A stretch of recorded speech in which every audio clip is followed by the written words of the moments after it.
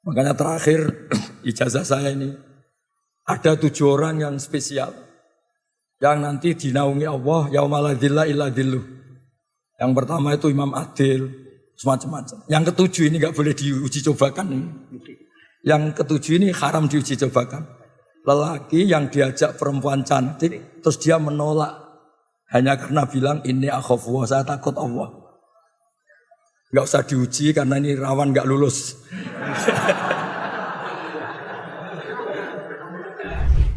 Assalamualaikum warahmatullahi wabarakatuh. Pada Gus Baha yang saya hormati, tadi Gus Baha mengatakan orang baik itu belum tentu orang yang belum pernah melakukan kesalahan. Yang pertama itu mohon penjelasannya. Dan yang kedua tadi Gus Baha juga mengatakan sesuatu yang tidak wajib jangan diwajibkan. Tapi pada saat-saat ini ada yang sesuatu yang makruh kok malah diharamkan. Contohnya orang yang tidak suka merokok, yang benci sekali sama rokok, rokok kuwi haram. Nah gitu misalnya. Ya ini mohon penjelasannya, maaf ya. Ya. Cukup sekian dari saya. Saya Uswatun Hasanah dari Magelang. Assalamualaikum warahmatullahi wabarakatuh. Waalaikumsalam warahmatullahi wabarakatuh. Baik, terima kasih. Satu lagi tadi. Baik, Assalamualaikum warahmatullahi wabarakatuh. Waalaikumsalam warahmatullahi wabarakatuh. Perkenalkan, nama saya Eila, saya dari Hubungan Internasional Universitas Islam Indonesia. Tadi mengutip sedikit dari Gus Baha bahwa sudut pandang itu penting. Terus saya sedikit ada pertanyaan, bagaimana sih sudut pandang Nabi Muhammad terhadap perempuan yang tidak menutup aurat sesuai dengan syariat Islam? Karena banyak laki-laki menyalahkan perempuan karena tidak memakai pakaian sesuai syariat Islam.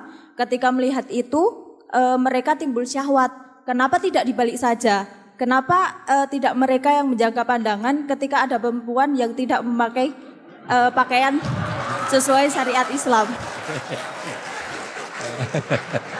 Karena memang di sisi lain perempuan itu memang harus menutup pakaian, menutup aurat dengan pakaian yang sesuai dengan syariat Islam gitu.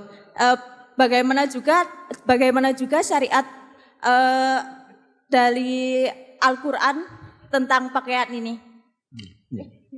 Cukup ya. Bagaimana pandangan Nabi Muhammad terkait dua pandangan bertolak belakang ini? Ini yang dari ibu-ibu, Bu. Yang pertama ini Gus. Komentar lagi terhadap sesuatu yang tidak wajib jangan diwajibkan. Termasuk tadi jangan mengharamkan yang rokok contohnya tuh. Kemudian terakhirnya sudut pandang Rasulullah terhadap yang tidak menutup aurat. Enggak gitu nanti.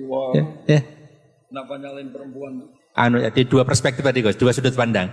Rasulullah kira-kira yang mana Gus kira-kira? Begini. Jadi saya pernah cerita, mungkin di sini mungkin pernah cerita. Saya itu punya tamu, kebetulan teman-temannya bapak. 2 orang sudah sepuh. Pas rame-ramenya MUI dulu fatwa rokok itu haram itu. 2 kiai ini sepuh dan saya cium tangan karena sepuh. Gus, saya ini mau tanya, kalau Anda jawab haram tak lawan, kalau jawab halal saya setuju. Karena temannya bapak, dia cerita, saya ini kiai kampung Gus, hiburan saya itu kalau habis isya agak pulang, rokok-rokokan di masjid sama kelompok kiai-kiai yang nganggur itu, ya sambil rokokan. Karena kalau pulangnya terlalu awal tuh ngadepi istri yang belum jinak katanya, karena kalau sudah jam 11, 12 kan sudah islami katanya. Ini kisah nyata ini. Terus kenapa jenengan ingin rokok itu halal? Itu yang saya kaget tuh jawaban ini. Loh, saya ini kan kiai Gus. Hiburan saya kan gak mungkin seperti anak-anak lihat dangdutan, saweran. Saya ini kan kiai, kan gak pantas. Hiburannya saya hanya rokokan. Kok masih diharamkan MUI, maunya apa? Jadi dia itu, saya ini kiai. Kalau gak kiai kan enak, bisa lihat dangdutan, saweran, lihat biskop. Saya ini kan kiai, kan gak pantas. Jadi bukan saya rokokan sambil nyesali nasib. Masa iya haram gitu. Nggih pun Mbah, untuk jenengan halal wae.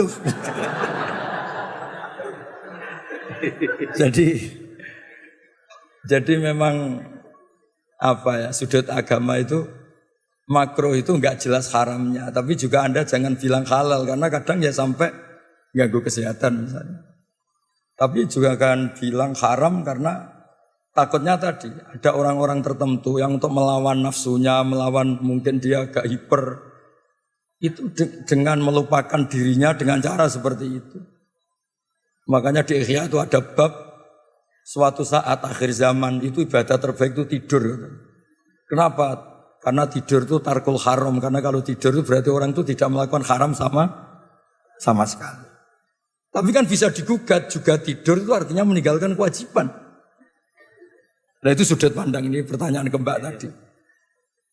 Jadi Nabi itu memang unik. Kalau perempuan membuka aurat, itu yang disalahkan sebetulnya tidak hanya perempuannya. Lelaki yang terprovokasi birahi yang haram, perempuannya juga haram. Tapi di situ seninya beragama. Jadi ada Umar itu, sahabat Umar pernah ditanya, kalau Anda ditakdir tidak punya syahwat, sama punya syahwat suka mana? Ya suka punya syahwat tapi tidak maksiat. Kenapa? Kalau saya tidak punya syahwat, misalnya Allah tidak akan bilang gini, ini loh Umar, nggak pernah zina sama batu, sama pohon, sama jembatan. Gitu. Artinya itu nggak prestasi. Tidak zina sama sesuatu yang nggak disyahwati itu tidak prestasi. Ya normal namanya tidak zina sama pohon, sama jembatan, sama gunung. Yang hebat kan kita tidak zina sama orang yang mungkin kita senang. Jadi berkahnya syahwat itu, Pak ini berkah yang ngempet itu jadi wali lah kira-kira gitu. Jadi memang seninya Allah itu liyabluwakum ya di situ ini. Jadi diuji itu karena kita punya syahwat, punya apa, tapi nggak melakukan. Kayak gini, Anda tidak suka uang, nggak prestasi, tidak korupsi. Itu yang prestasi suka tapi tetap tidak korupsi. Anda wataknya itu nggak lelaki banget, mungkin agak lelaki. Ketika tersinggung sama orang nggak tersinggung. Itu dulu kata Imam Syafi'i itu khimar. Orang nggak bisa tersinggung itu khimar, maksudnya nggak punya kepekaan. Tapi kita harus tersinggung karena kita dihujat harus tersinggung. Tapi karena kita Islami tidak kita wujudkan dalam perilaku misalnya mukul atau nabok atau membunuh. Jadi ketika Allah ngendikan zina linnas subuh syahwat minan nisa itu, Allah ingin mengapresiasi betapa hebatnya manusia soleh. Mereka punya syahwat, punya keinginan, tapi semua itu ditinggalkan karena saya. Makanya terakhir ijazah saya ini ada 7 orang yang spesial yang nanti dinaungi Allah yaumala dzilla illa dzilluh. Yang pertama itu Imam Adil, semacam-macam. Yang ketujuh ini nggak boleh diuji cobakan ini. Yang ketujuh ini haram diuji cobakan. Lelaki yang diajak perempuan cantik terus dia menolak hanya karena bilang ini akhafullah, saya takut Allah. Nggak usah diuji karena ini rawan nggak lulus. Tapi itu didiskusikan sama Nabi itu betapa hebatnya orang apa? Soleh. Biar yang diuji itu hanya Nabi Yusuf. Kalau Anda kayaknya nggak lulus. Zulaikha itu cantik, setengah baya menarik. Ngajak Nabi Yusuf pas tuannya di kantor. Karena tuannya ini pegawai negeri. Nah, tapi yang diajak itu Zulaikha, bukan dosen UI. Jadi artinya gini, berkahnya kita punya syahwat, suka uang, suka ya, harta tahta wanita. Berkahnya itu malah kita menjadi orang hebat. Kok bisa Pak Rektor gak korupsi padahal punya kesempatan? Kok bisa tidak mencabang kemana-mana karena diawasi kali itu? Tidak karena soleh kali itu, enggak. Saya yakin nggak karena soleh itu.